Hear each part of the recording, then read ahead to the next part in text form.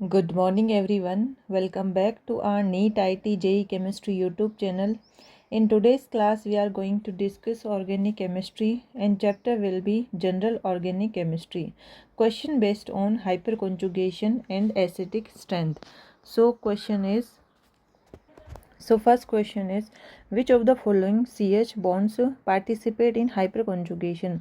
यहाँ पे कुछ हाइड्रोजन बॉन्ड जो इंडिकेट कर रखे हैं, हमें ये बताना है कि इनमें से कौन सी हाइड्रोजन हाइपरकॉन्जुगेशन में पार्टिसिपेट करेगी। हाइपरकॉन्जुगेशन में कौन से हाइड्रोजन पार्टिसिपेट करते हैं एक बार देखते हैं। तो हम लेते हैं एक एल्कीन, ये है यहाँ पे एक alkene, carbon double bond CH2 CH और CH3। तो यहाँ पे जो ये कार्बन कार्बन डबल बॉन्ड है, इससे जस्ट जुड़ा हुआ कार्बन होता है अल्फा कार्बन, और उसके ऊपर प्रेजेंट हाइड्रोजन कौन सी हाइड्रोजन होती है जो हाइपर कॉन्जुगेशन में पार्टिसिपेट करें। ये होती है एक तो sp3 हाइब्रिडाइज कार्बन, और sp3 हाइब्रिडाइज कार्बन पे प्रेजेंट हाइड्रोजन हाइपर कॉन्जुगेशन में पार्टिसिपेट करता है। अब यहाँ पे जो एक एग्जाम्पल गिवन है इसमें चेक करते हैं। ये जो गिवन एग्जाम्पल है इसमें चेक कर लेते हैं। ये है एक 6 मेंबर्ड रिंग और ये है यहाँ पे कार्बन कार्बन डबल बॉन्ड और CH3। तो हमें ये देखना है कि ये जो गिवन एल्कीन है इसमें कौन से हाइड्रोजन हाइपर कॉन्जुगेशन में पार्टिसिपेट करेंगे। तो जो डबल बॉन्ड है कार्बन कार्बन डबल बॉन्ड, इससे जस्ट जुड़ा हुआ कार्बन होता है अल्फा कार्बन। इधर ये कार्बन है और इधर ये वाला कार्बन, ये है अल्फा कार्बन, और इनके ऊपर जो हाइड्रोजन प्रेजेंट है वो हाइपर कॉन्जुगेशन में पार्टिसिपेट करती है। तो एक तो ये हाइड्रोजन है और दो ये हाइड्रोजन है। तो ये वाली हाइड्रोजन यहाँ पे हाइपर कॉन्जुगेशन में पार्टिसिपेट करेगी। तो यहाँ पे कितनी टोटल अल्फ़ा एच है, 3 अल्फ़ा एच। अब यहाँ पे इंडिकेट कौन सी कर रखी है वो देख लेते हैं। तो एक तो ये हो जाएगी हाइड्रोजन, और दूसरी ये हाइड्रोजन कौन सी है, एक तो ये वाली है फर्स्ट और एक है फोर्थ वाली hydrogen. So answer will be second option. तो इस क्वेश्चन में हमें ये ध्यान रखना है कि जो कार्बन कार्बन डबल बॉन्ड होता है एल्कीन है, उससे डायरेक्ट जुड़ा हुआ जो कार्बन है वो होता है अल्फा कार्बन, और इससे जुड़ा हुआ हाइड्रोजन होता है अल्फा हाइड्रोजन। और अल्फा हाइड्रोजन वो है जो हाइपर कॉन्जुगेशन में पार्टिसिपेट करता है, और जो कार्बन है डायरेक्ट जुड़ा हुआ डबल बॉन्ड से वो होना चाहिए sp3 हाइब्रिडाइज। तो इस एग्जाम्पल में यहाँ पे अगर इस डबल बॉन्ड को हम यहाँ पे राउंड करें तो इससे डायरेक्ट जुड़े हुए ये वाले अल्फ़ा कार्बन और इन पे ऊपर प्रेजेंट हाइड्रोजन अल्फ़ा हाइड्रोजन, और क्वेश्चन में इंडिकेटेड कौन से हैं, ये first and fourth. So answer will be second option. Next जो क्वेश्चन है वो पूछा है, एक यहाँ पे रिएक्टेंट दे रखा है और एरो पे क्या प्रेजेंट है, 2 मोल NaNH2। यहाँ पे एरो पे दे रखा है सोडियम अमाइड, जो किस तरह ब्रेक होता है Na+NH2-, और ये किसकी तरह बिहेव करेगा, बेस की तरह। और ये जो एग्जाम्पल है मॉलिक्यूल गिवन है इसमें क्या दे रखे हैं, एसिडिक H। हमें क्या करना है, यहाँ पे 2 एसिडिक H ढूंढनी है ताकि ये जो NH2- है बेस, जो बेस की तरह बिहेव करेगा यहाँ पे रिएक्शन करे। मीन्स ओवरऑल ये यहाँ से H+ लेगा इस मॉलिक्यूल से। तो हमें ये बताना है कि जो ज़्यादा एसिडिक है वो ही H जाएगी। तो हमें इसमें से जो ज़्यादा एसिडिक है वो 2 H भगानी है H+ की फॉर्म में। अब सबसे पहले तो हमें ये इसका कॉन्सेप्ट पता होना चाहिए कि जो एसिडिक स्ट्रेंथ है वो किस तरह से देखी जाती है। एसिडिक स्ट्रेंथ देखी जाती है, सपोज एक यहाँ पे H और A, ये एसिड है, और यहाँ से क्या होगा, H जो है H+ की फॉर्म में निकल जाएगा। ये कौन है, एसिड। तो ये जो H है वो H+ की फॉर्म में निकल गया, और ये क्या बन जाएगा, यहाँ पे एक नेगेटिव चार्ज, ये 2 इलेक्ट्रॉन, तो ये आ गया नेगेटिव चार्ज। तो ये क्या हो गया, कॉन्जुगेट बेस। हमें जब एसिडिक स्ट्रेंथ के क्वेश्चन सोल्व करने होते हैं, एसिडिक स्ट्रेंथ चेक करनी होती है, तो ये चेक करना होता है कि जो कॉन्जुगेट बेस है उसकी स्टेबिलिटी चेक करनी होती है। तो स्टेबिलिटी ऑफ कॉन्जुगेट बेस जो यहाँ पे बना है H+ को हटाने के बाद में, अगर कॉन्जुगेट बेस की स्टेबिलिटी बढ़ती है तो जो यहाँ पे करस्पॉन्डिंग एसिड है उसकी एसिडिक स्ट्रेंथ भी क्या हो जाती है, बढ़ जाती है। तो हमेशा ऐसे चेक करना होता है एसिडिक स्ट्रेंथ कि H को H+ की फॉर्म में भगा दो और ये बना लेते हैं हम कॉन्जुगेट बेस। अब कॉन्जुगेट बेस को आपस में देख लेते हैं कि ज़्यादा स्टेबल कॉन्जुगेट बेस कहाँ पे बन रहा है, उसी का एसिड क्या हो जाएगा, ज़्यादा एसिडिक, और वही फिर H यहाँ पे चली जाएगी। तो 1 बाई 1 चेक करते हैं। यहाँ पे अगर H देखें, एसिडिक H, एक तो ये है, एक ये रही, एक ये है और एक ये है। तो ये जो यहाँ पे ग्रुप है ये तो क्या है, कार्बोक्सिलिक एसिड। तो सबसे ज़्यादा एसिडिक तो यही हो जाएगा, ठीक है। सबसे ज़्यादा एसिडिक तो एक यहाँ पे एक H यहाँ से जाएगी, सबसे ज़्यादा एसिडिक ये हो जाएगा ग्रुप कार्बोक्सिलिक एसिड।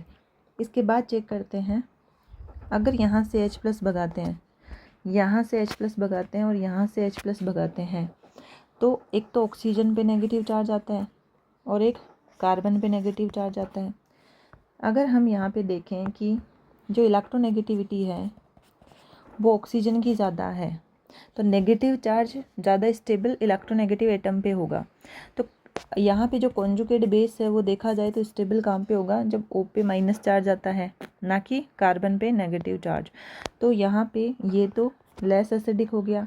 अब यहाँ पे जो ऑक्सीजन है नेगेटिव चार्ज, ये नेगेटिव चार्ज हमें 2 जगह मिल रहे हैं, OH यहाँ पे 2 जगह हैं। अब हमें ये देखना है कि और जो ऑक्सीजन पे नेगेटिव चार्ज है कहाँ स्टेबल हो सकता है। तो हमें ये देखना है कि जो आसपास ग्रुप लगे हुए होते हैं वो चेक कर लेते हैं। तो इस रिंग पे, बेंजीन रिंग पे एक लगा हुआ है NO2 और ये इसके रेस्पेक्ट में ऑर्थो मेटा, मेटा पे कौन सा इफेक्ट लगता है, प्लस या माइनस आई, NO2 का क्या लगेगा, माइनस आई, जबकि इस बेंजीन रिंग पे ऐसा कोई ग्रुप नहीं लगा हुआ है। तो हमेशा ये ध्यान रखना है जो कॉन्जुगेट बेस है वो अगर स्टेबिलिटी हमें देखनी है वो डायरेक्टली प्रोपोर्शनल होती है इलेक्ट्रॉन विड्रॉइंग ग्रुप के। इसकी स्टेबिलिटी कैसे बढ़ती है, इलेक्ट्रॉन विड्रॉइंग ग्रुप, और इलेक्ट्रॉन विड्रॉइंग ग्रुप में भी होता है -R, -H, -I, फिर सिंपल जिस पे ना रेजोनेंस हो, ना हाइपर कॉन्जुगेशन, ना इंडक्टिव, फिर +I +H देन +R। तो ज़्यादा स्टेबल हो जाएगा अगर यहाँ पे इलेक्ट्रॉन विड्रॉइंग ग्रुप है। तो इस जो यहाँ पे एग्जाम्पल में इस NO2 का लगेगा -I, जबकि इस रिंग में ऐसा कोई ग्रुप नहीं है, तो ज़्यादा यहाँ पे कॉन्जुगेट बेस स्टेबल हो जाएगा इस वाले एसिड का। तो इस वाले एसिड की ही H हमें भगानी है। तो फर्स्ट तो एसिडिक ये हो गया, सेकंड एसिडिक हो गया ये वाला H। अब ऑप्शन चेक कर लेते हैं। फर्स्ट एग्जाम्पल में तो ये वाला H जा रहा है, इसके बाद में सेकेंड वाले में एक तो ये जा रहा है, जबकि एक कार्बन, ये तो लिस्ट स्टेबल है कॉन्जुगेट बेस। थर्ड में अगर चेक करें तो बिल्कुल थर्ड आंसर हो जाएगा, क्योंकि एक तो ये वाला H गया फर्स्ट नंबर पे, सेकंड ये वाला H जाएगा, और फोर्थ में अगर चेक करें तो ये वाले H नहीं। So answer will be third option. So before we move forward, if you like this video then please like, share and comment, and if you are new to my channel then please do subscribe। तो आज की class में हमने question लिए थे hyper conjugation पे based और acidic strength पे। तो एक बार कॉन्सेप्ट वापस देख लेते हैं क्या पढ़ा है। यहाँ ये बताना था इस मॉलिक्यूल में carbon hydrogen bond participate in hyper conjugation, वो हाइड्रोजन H बतानी है, हाइड्रोजन जो हाइपर कॉन्जुगेशन में पार्टिसिपेट करेगी।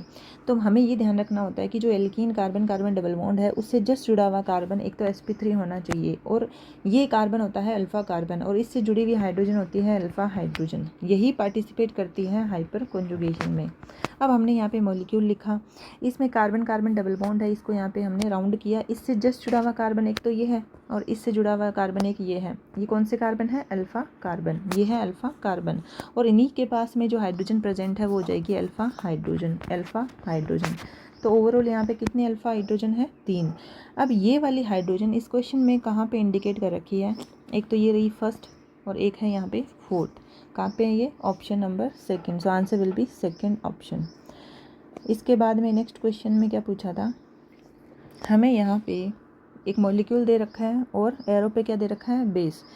तो यहाँ पे एसिड बेस रिएक्शन करवानी है। एसिडिक H यहाँ पे डिफरेंट है, 4 टाइप की H इंडिकेट कर रखी है। तो हमें ये ध्यान रखना है जो ज़्यादा एसिडिक होगा वही H दे देगा। तो यहाँ पे आपस में इनका एसिडिक स्ट्रेंथ का ऑर्डर पता होना चाहिए। इससे पहले हमें यहाँ पे एसिडिक स्ट्रेंथ के लिए कॉन्सेप्ट क्या देखना होता है कि सपोज ये एक एसिड है जो अपना H+ दे देगा, और यहाँ पे जो नेगेटिव चार्ज स्पीसीज है जिसको बोला जाता है कॉन्जुगेट बेस। तो स्टेबिलिटी ऑफ कॉन्जुगेट बेस अगर ये बढ़ जाता है, स्टेबिलिटी इसकी बढ़ती है, तो इसी का जो एसिड है उसकी एसिडिक स्ट्रेंथ बढ़ जाती है। और जो कॉन्जुगेट बेस है उसकी स्टेबिलिटी कैसे चेक की जाती है, सामने लगना चाहिए उसमें इलेक्ट्रॉन विड्रॉइंग ग्रुप, और इलेक्ट्रॉन विड्रॉइंग ग्रुप में अगर हम देखें तो क्या क्या होता है, -R -H और -I। लेकिन सपोज अगर उसमें +I +H वगैरह भी लगें, ओवरऑल हम अगर इफ़ेक्ट यहाँ पे ग्रुप्स का देखें तो कॉन्जुगेट बेस की स्टेबिलिटी चेक की जाती है इस तरह से, -R then -H -I simple +I +H then +R। अब 1 बाई 1 चेक करते हैं। एक तो कौन सा एसिड है, कार्बोक्सिलिक एसिड, तो सबसे ज़्यादा एसिडिक तो यही हो जाएगा। अब चेक करते हैं कि एक तो ऑक्सीजन पे H है यहाँ पे और एक है कार्बन पे H। तो अगर हम यहाँ से H हटा दें H+, तो जो कॉन्जुगेट बेस बनेगा वो हो जाएगा O- और कार्बन पे नेगेटिव चार्ज। इलेक्ट्रोनेगेटिविटी किसकी ज़्यादा होती है, ऑक्सीजन की ज़्यादा होती है कार्बन से। तो जो नेगेटिव चार्ज है वो ज़्यादा स्टेबल होता है मोर इलेक्ट्रोनेगेटिव एटम पे, मीन्स ऑक्सीजन पे नेगेटिव चार्ज ज़्यादा स्टेबल है, तो ज़्यादा एसिडिक कौन हो जाएगा, ऑक्सीजन। तो इसको कर दिया हमने क्रॉस, ये तो लिस्ट एसिडिक है। अब यहाँ पे जो OH है वो दो तरीके के हैं, एक पे NO2 लगा हुआ है मेटा पोजीशन पे और एक रिंग पे ऐसा कुछ कोई ग्रुप नहीं लगा हुआ। तो हमें ये ध्यान रखना है कि जो इलेक्ट्रॉन विड्रॉइंग ग्रुप होते हैं, for example -R -H -I, अगर ये ग्रुप लगे हुए होते हैं तो कॉन्जुगेट बेस की स्टेबिलिटी बढ़ जाती है। तो ये हो जाएगा सेकेंड जो most acidic H because of -I effect. तो इसके अकॉर्डिंग जो H जाएगी वो एक तो कार्बोक्सिलिक एसिड से जाएगी, एक यहाँ से OH से चली जाएगी। So answer will be third option. So that's all for today. Remaining part we will continue in the next class. Thank you so much for attending the class. Thank you for your time and see you back in our next class. Take care of yourself. Bye.